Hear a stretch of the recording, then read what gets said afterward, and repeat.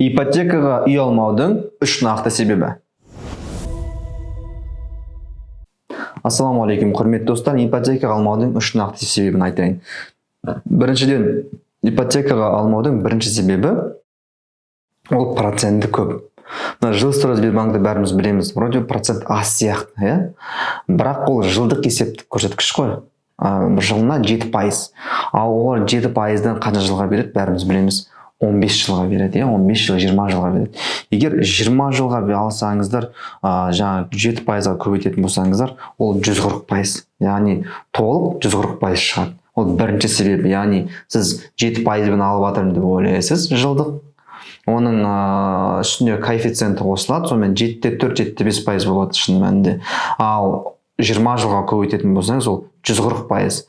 Яғни жақында ғана біз үй саттық, 20 миллиондық үйді бір кісі алды, оны ол кісі 54 миллион қылып қайтарады.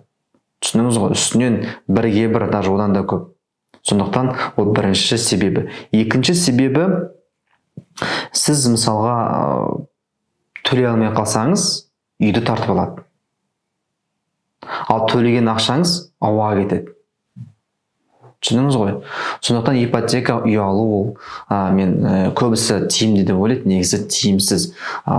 Ақша жинап, көріп, жер алып, жерге үй салып, одан кейін сол үйді егер жақсы салсаңыздар, сол үйді тұрсаңыз болады. Болмаса сол үйді сатып, үстіне тағы да ақша жинап, үй алсаңыздар болады, мысалға да. Сондықтан бір 4-5 жылдың ішінде оны жасауға болады. Мен өз тәжірибемді көргем.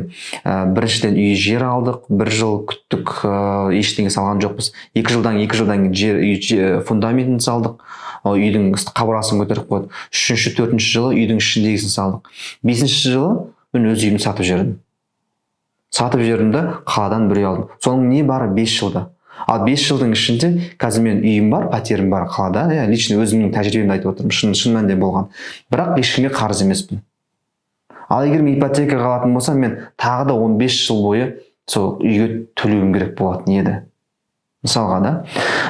Содан кейін тағы да бір үшінші себебі, сіз ауырмайтыныңызға кім кепіл? Жұмысыңыздан айырылып қалмайтыныңызға кім кепіл? Егер ауырып қалсаңыз, бәрібір ол қарыз ай сайын өсіп отырады.